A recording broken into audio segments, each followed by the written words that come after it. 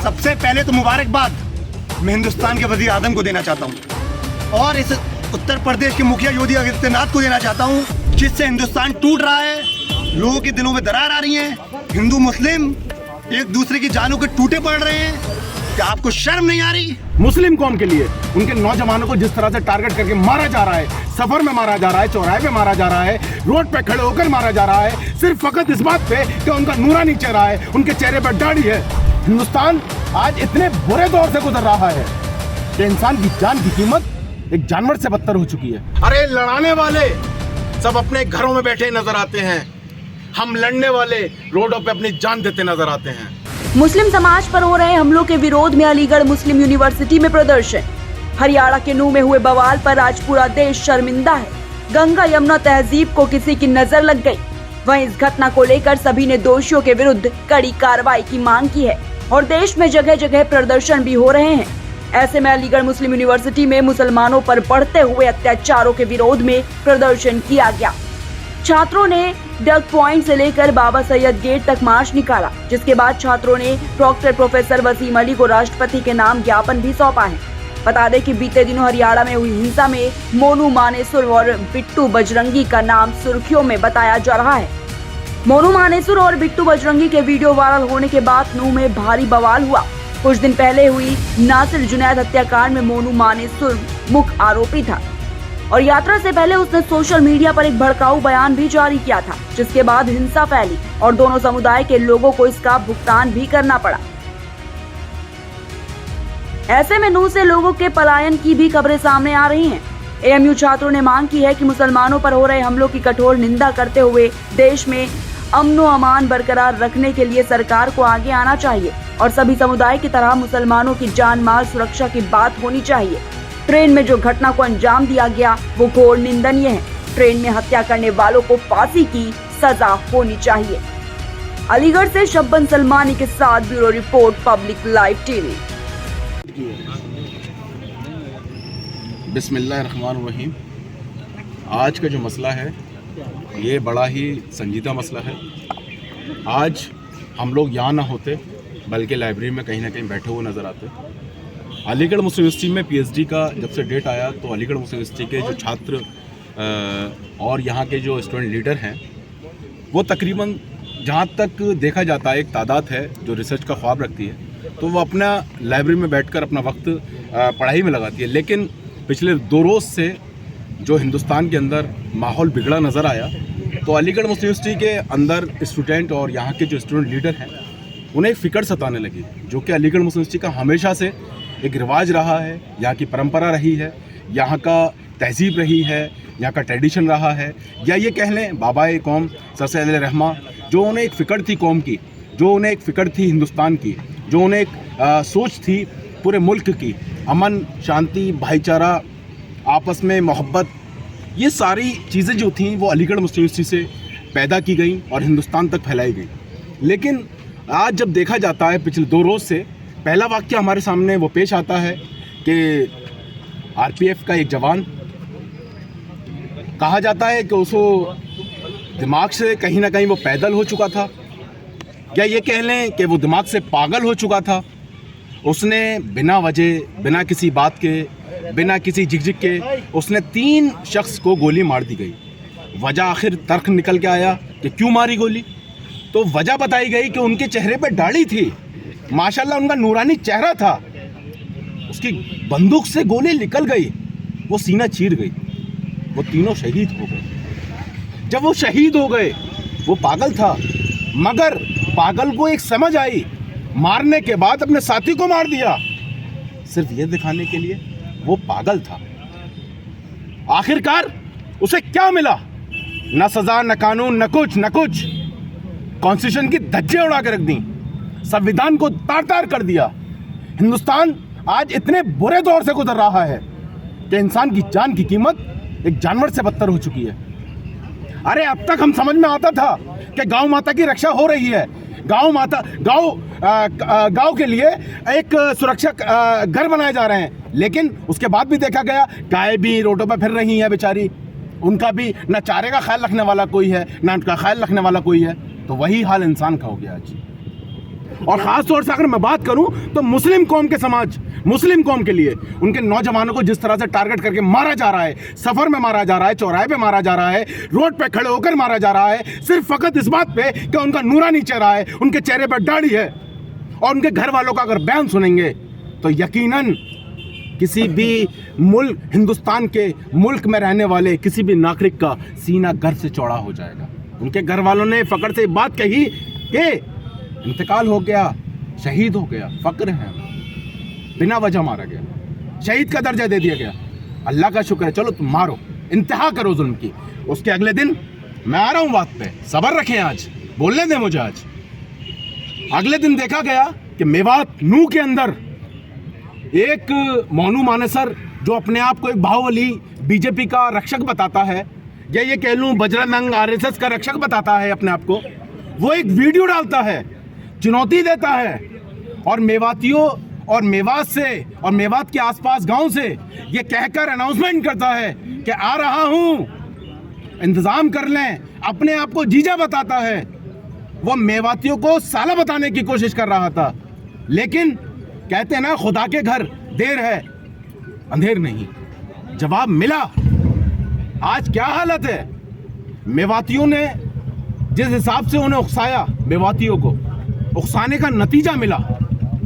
रोडों पे आगजनी हुई, आगजनी करने के बाद कई जानों के सौदे हुए, चाहे वो हिंदू मरा या मुस्लिम मरा, या ये कहूँ कि मस्जिद के इमाम मरे,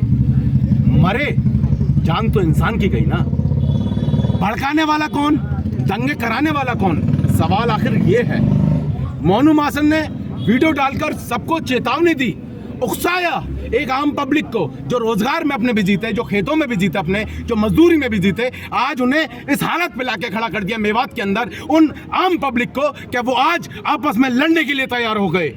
और बाद में जब सर्वे किया गया, आप भी की मीडिया जब जाती है मेवात के अंदर, नू के अंदर, आसपास के गांव में सर्वे करती है और नॉन मुस्लिमों से ये पूछती है कि आपको कभी सताया गया, तो हिंदुओं ने ये कहा कि ना कभी सताया गया, ना कभी तड़पाया गया, ना कभी किसी तरह की तकलीफ दी गई, बल्कि मेरी तकलीफ में वो हमेशा साथ खड़ा नजर आया, जिसे कहते हैं मुस्लिम कौम। हम मुसलमान, हिंदुस्तान की वो इतिहास और वो तारीख है कि अगर हम ना हो तो हिंदुस्तान के अंदर बहुत सी खूबसूरती मिट जाए। अगर हम ना हो तो कलम की ताकत दिखाने वाले शख्सियतों का नाम मिट जाए। अगर हम ना हो तो इंडिया गेट पे छपे नाम सारे ख़त्म हो जाएं।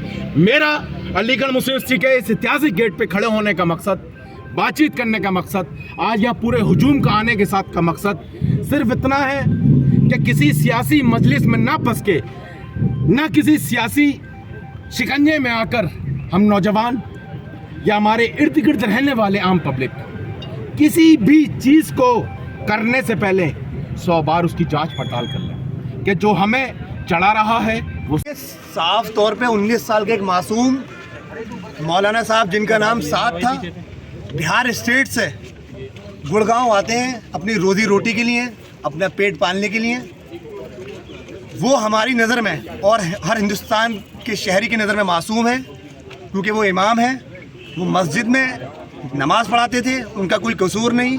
हिंदू युवा वाहिनी, आरएसएस, बीजेपी के लोग वहाँ जाकर जुल्म ज़्यादती करते हैं, शर्म नहीं आई?